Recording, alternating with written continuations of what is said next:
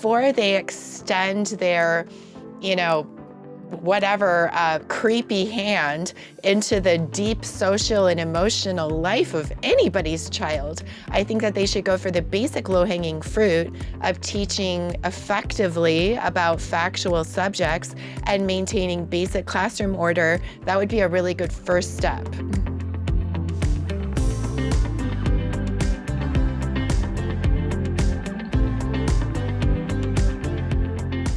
Hey, Joyful Warriors, Tiffany Justice here, Moms for Liberty, and I'm very excited to be joined today by Dr. Chloe Carmichael. I'm going to take a second to read Chloe's bio so that you can know a little bit about her, and then we're going to jump into a really interesting conversation talking about child development, psychology, the importance of learning in school and free speech in school, and how we can better support our kids to know that home is a fun, safe space for them. To be exactly who they're meant to be, and how we can help to inoculate them against some of this ideology that we know is happening in schools. So Chloe is a clinical psychologist and USA Today best-selling author. Her private practice based in New York City before teaser focuses on stress management, relationship issues, self-esteem, and coaching.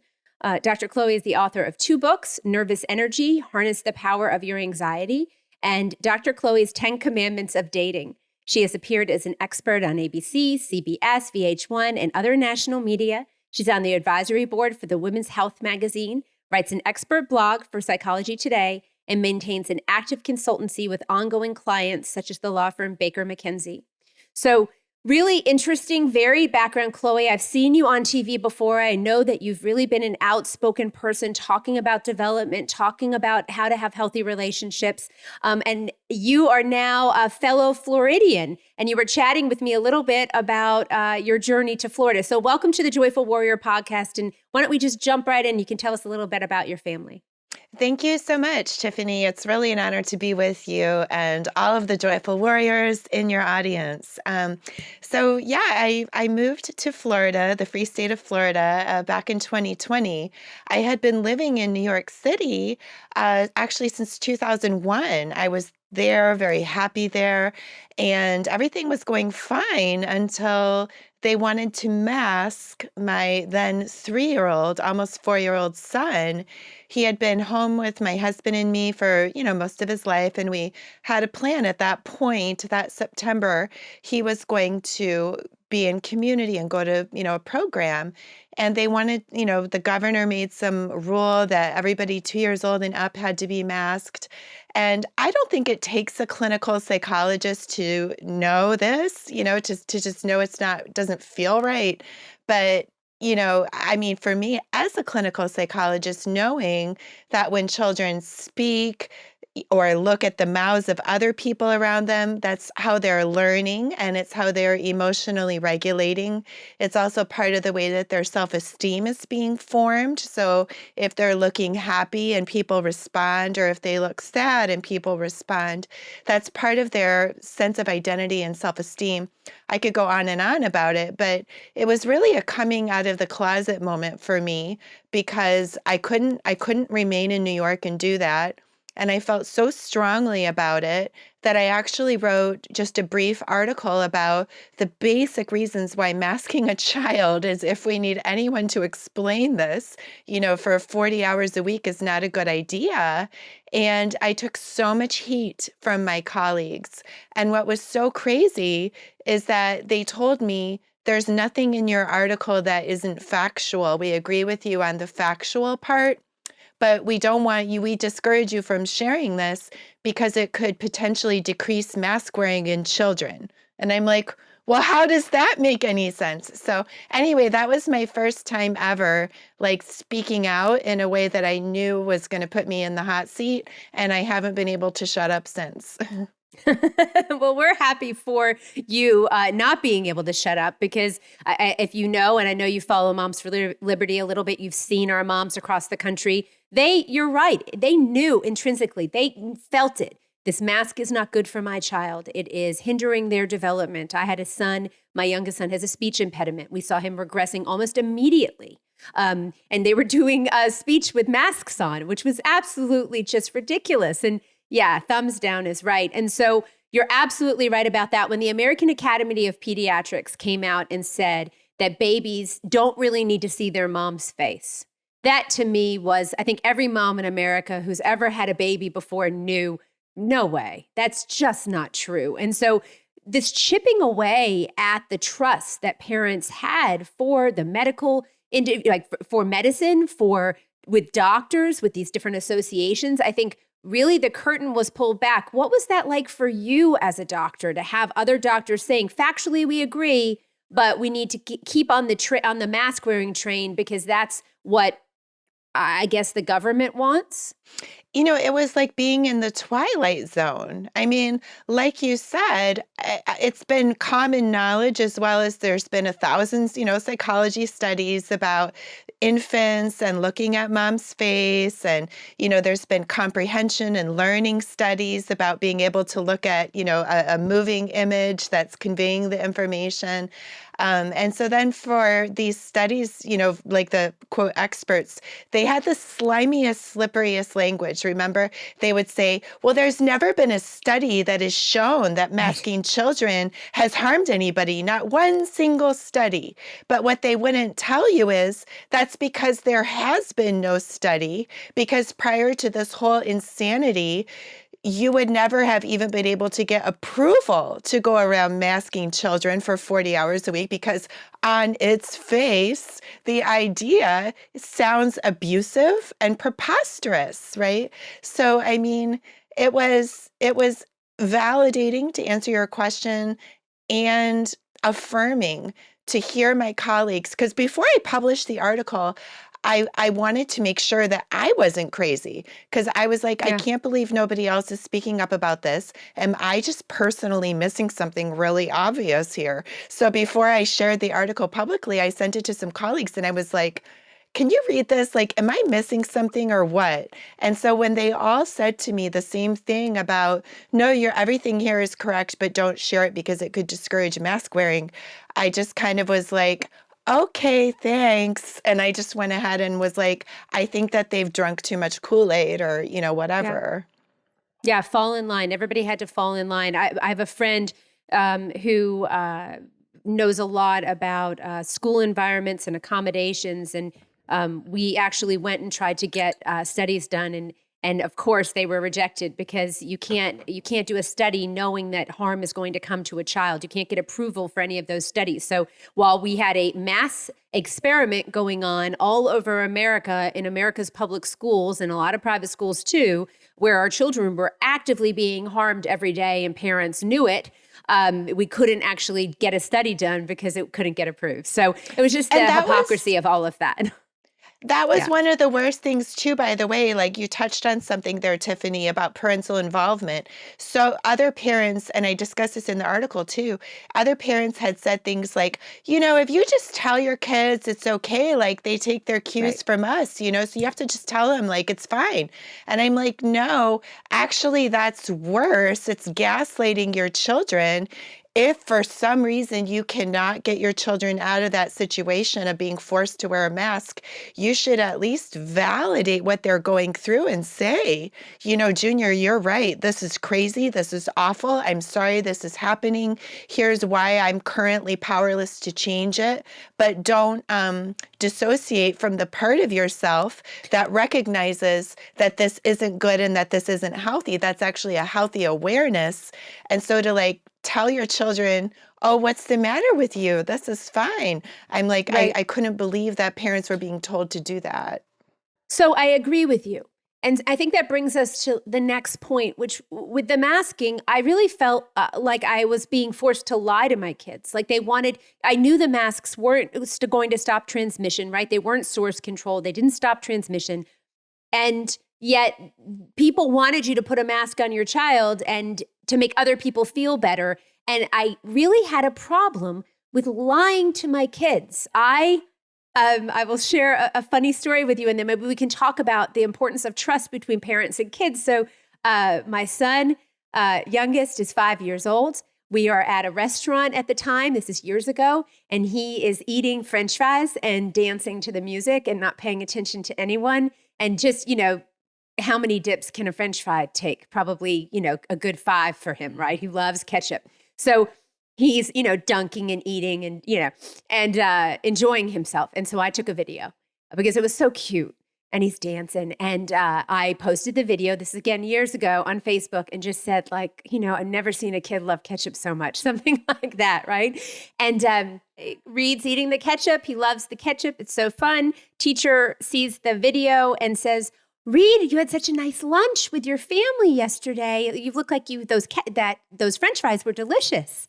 And there was something about that I posted it and other people saw it that really bothered him. And and still to this day, he's like that. And he came home and he was very upset.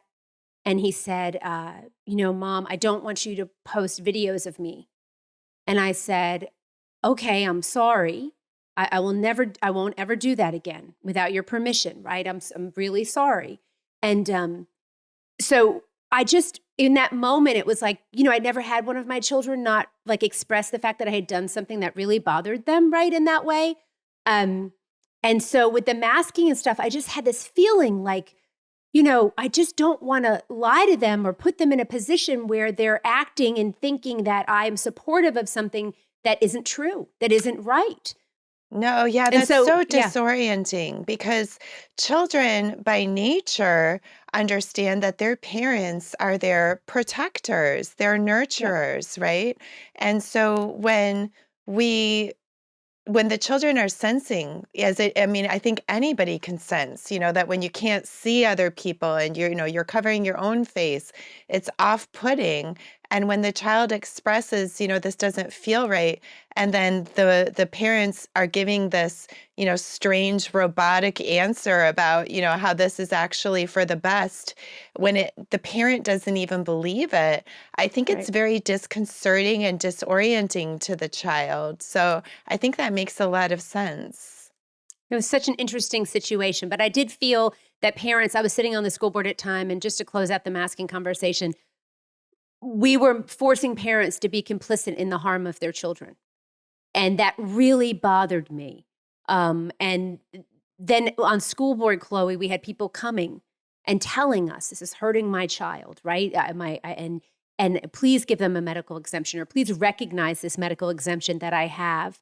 And to see the government, to see board members, elected officials say, yeah, we're not that concerned about it. Like, we hear you, but we feel like we know better, or the CDC knows better than you for your child, was very concerning. And so Moms for Liberty was born out of that, just kind of like you, right? You said coming out of the closet, this awakening moment of, oh, wow, the government really thinks that I'm not the expert of my child, that they can dictate to me education or medical care.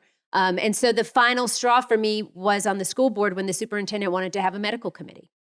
And he was going to bring in the head of the hospital and the Department of Health, and then some doctors that he was choosing.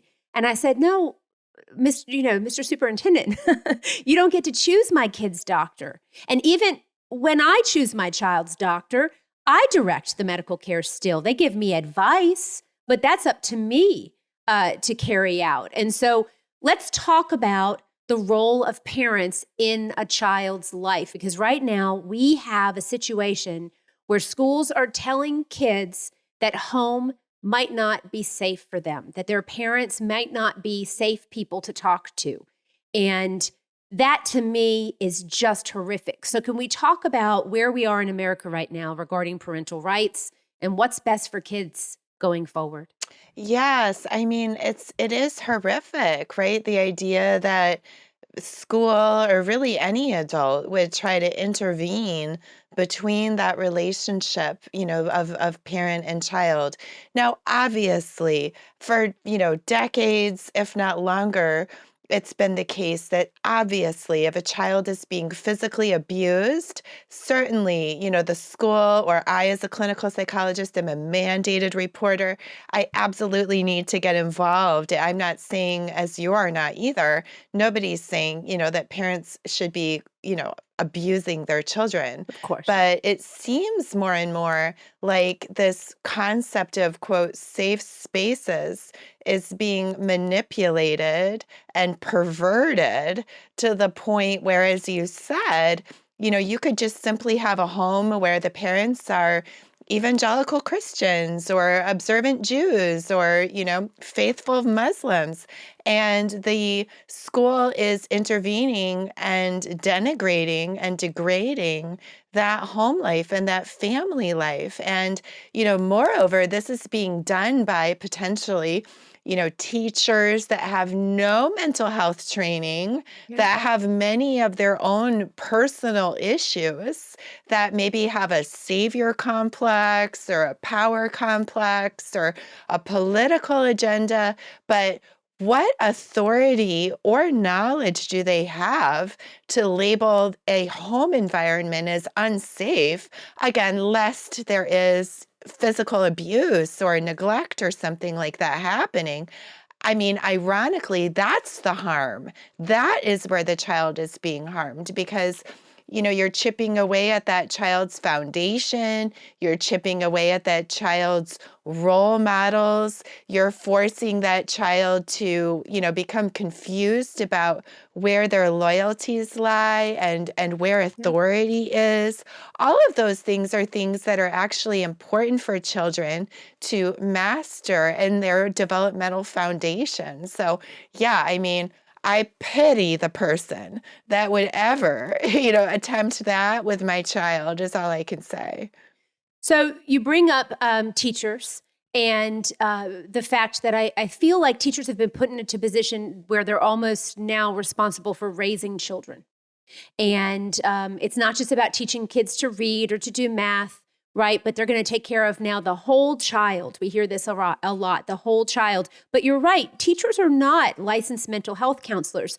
Let's talk about social emotional learning, because I have seen the rise of social emotional learning in Florida schools. When I was on school board, we had a horrific shooting in Marjorie Stoneman Douglas High School. There was a lot of money that was put into mental health. And then this idea of social emotional learning really started ramping up in my district. Now it's been growing and expanding all over the country, and all of our moms know they're very concerned about social emotional learning, and teachers doing this type of kind of almost whole group counseling and values clarification instruction in the classroom. As a clinical psychologist, I would imagine you've seen social emotional learning. What do you think? Yes, I mean, so many thoughts. So actually, the Independent Women's Forum, which I love, they actually sent me some social emotional learning materials to review because they wanted, some thoughts about them. And so I had the opportunity to look at some of these materials.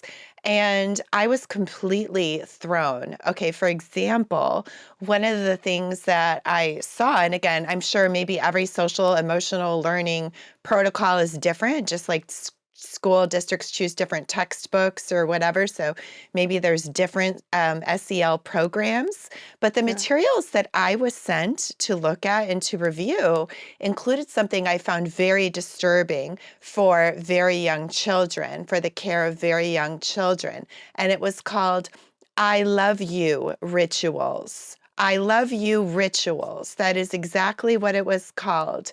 And, the caregivers, teachers, I think some of this is for daycare as well, were doing these, rituals, whether it be like, hugs or XYZ or whatever, but they were just the name of these things being called I love you rituals, I found so disturbing because love is as you said, it implies an incredibly deep level of trust and an incredibly deep level of care and a deep level of intimacy and guidance on a whole lot more than reading, writing, and arithmetic, right? And I don't want anyone appropriating the word love and using it as some kind of a Trojan horse into a false sense of security and intimacy. with my child. So yeah, I would have real reservations about anyone who thinks that, that they need to provide social and emotional learning. What about basic classroom order, right? That's one thing that has gone completely to the wayside. And I honestly don't even entirely blame teachers for this, because I think that they've been stripped of all of their disciplinary tools. They almost have no choice now, but to tolerate and validate most any type of poor behavior, which is actually quite counter to good social and emotional learning. Social and Right. emotional learning as to how to show respect for authority, how to show respect for your classmates, how to emotionally regulate yourself and do an assignment in class, whether you feel like it or not. Those are the types, I mean, we're not even at that point. Like, what is the US now, like 30s, 40s in terms of, global performance on, basic academics. So before they extend their, you know, whatever creepy hand into the deep social and emotional life of anybody's child, I think that they should go for the basic low-hanging fruit of teaching effectively about factual subjects and maintaining basic classroom order. That would be a really good first step. And I agree with you. I feel like the boundary between school and home is just continually being blurred. And as parents, it's our job to redraw that boundary. So before we end today, I want you to think about that, sharing some tips with parents about how to redraw that boundary with their child. You're right about the classroom issue. I was watching a teacher speaking on doing a video or something on TikTok or on one of the social media apps, and she was talking about teachers leaving the classroom. And she was saying that the behavior has gotten so bad with the kids. But beyond that, even, she said it's almost like they care more about being entertained for the next 5 minutes than actually setting goals and working towards mastery or success. She was a band director who was speaking. And so what do you think it told our kids? We shut the schools down. And we basically said that even though we knew there was a lot of data to show kids didn't get sick as much with COVID, the hospitalizations were very, very low, deaths were very, very low with children, but yet we put them on the back burner and basically said their education wasn't that important. So what message do you think that sent to kids? That has to play a part with a lot of what we're seeing as far as, rising absenteeism and a real lack of interest in school now. Right. Well, sickness and death in children from COVID, low rates of that also occurred in countries that did not shut down at all, right? So I don't think Right. that it's necessarily all those, school closures and masks that we have to thank for the fact that children are just naturally resilient when it comes, to COVID. But as far as how to handle that dynamic for parents out there that are dealing with schools that are trying to do this to their children, I would just like to share something from psychology literature that we know about abusive dynamics, right? So one of the first things that the abuser does is actually try to isolate the victim from their support network and, gaslight them into a situation where they are, not sharing about what's really happening in the abusive relationship with their support network, and where they're isolated from their support network. So I would encourage parents to every day, like, first of all, get your kids out of that environment, like, if you can. But if for some reason you just cannot, encourage a very open dialogue where you say, so your teacher is telling you, that home is not a safe place. I have to tell you, that really upsets me. Let's talk about what else your teacher is saying. But just to explain to them, the number one most important thing is that we, as parent and child, we don't have secrets here. And so to kind of take the power out of this secret second relationship that they're trying to take over with you at school, we're going to diffuse that by you sharing here.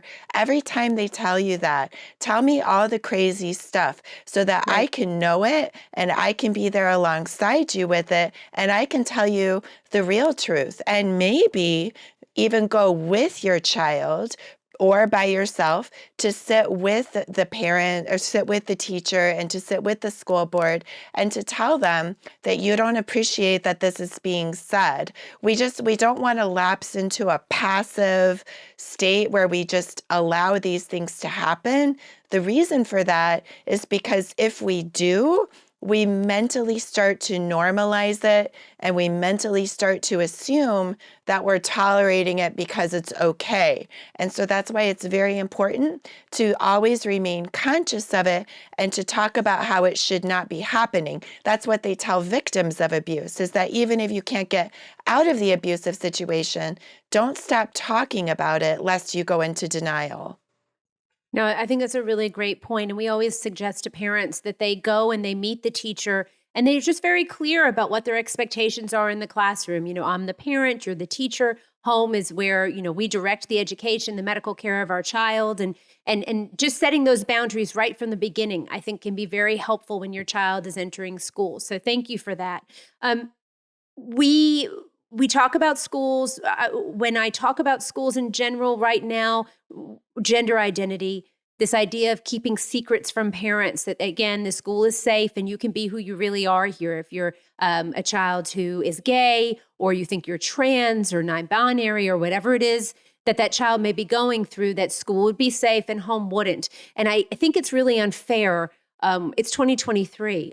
A lot of our moms, we have moms who are gay. We have moms who have children who are gay. And so the idea that school would ever tell my kid that home isn't safe is horrifying to me. I was on Dr. Phil and I said, my child does not need a sexual spirit guide at school. So let's talk a little bit about, just creating that relationship with your child so they know you can always be open and honest. They can be open and honest with you. For parents that are listening, I think that's something that, they very much want to start that conversation with their kids if they haven't yet. Yeah, and I think that part of that includes emphasizing free speech, right? So being Yep. able to speak your mind if the teacher is, saying something that, seems off, even if they don't feel safe to speak it at school, at the very least to be able to speak it at home and to talk about it. I mean, that's one of the big myths, I believe, is that, they say, well, we have to protect safe spaces. And, we're so concerned about hate speech and bullying. And so, that's why we have to stifle free speech. Whereas the opposite is actually true. We actually have safe spaces when we know how other people really think and how other people really feel. So if somebody, hates gay people, which I don't, you don't, but if somebody hates, say women, I would rather know how they feel, than to not be around them. And I 100% agree with you that we need to not have the school becoming our sexual spirit guide, right? Whether it's about heterosexual sex or about, gay sex or any kind of sex, it's just not something, that we need our Right. children, being, quote, educated about necessarily at school. So let's talk about children in general. I have 4 kids. I've done the potty training, right? That you teach them how to walk. You raise your children. You choose to send them to school if you don't homeschool. And I've watched 4 children, very different kids, go through development, and some things are just common. My kids are all very different, but the development of children is shared. And so I have said before, a child's sexual orientation should be the least interesting thing about them in elementary school. So such a hyper focus on sexual orientation. When do children start to become more aware of that? And are there dangers when we're pushing this hypersexualization at younger and younger ages in our schools? There is. Now, so children become aware of sexuality, typically more often around the age of puberty. But prior to that, they're still becoming conscious of, say, gender roles or, the concept of partnership and those types of things. And of course, they also have a lot of imagination.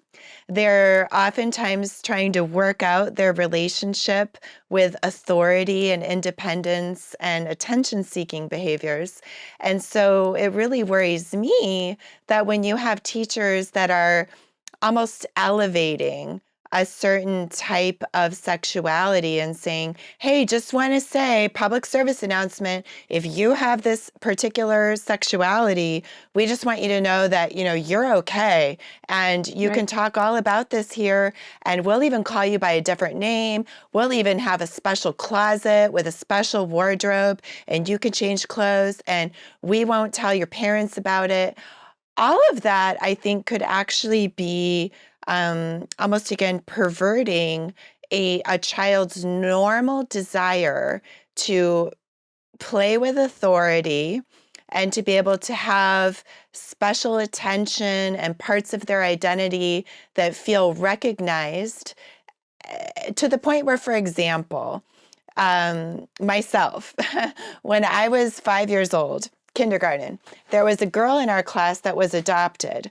And the teacher made this big thing about, Marianne is adopted. And I just want everybody to know that, she's okay and she's special and her parents chose her and everybody, yay for Marianne. Next thing you know, I went around telling everybody that I was adopted because I just, in that moment, it just seemed so special that Marianne was being noticed and recognized, et cetera. You can see where this is going, right? So when we create all these, special effects, if you will, I think we're almost glamorizing or distracting from just a normal, natural progression of whatever sexuality a child may ultimately go on to develop.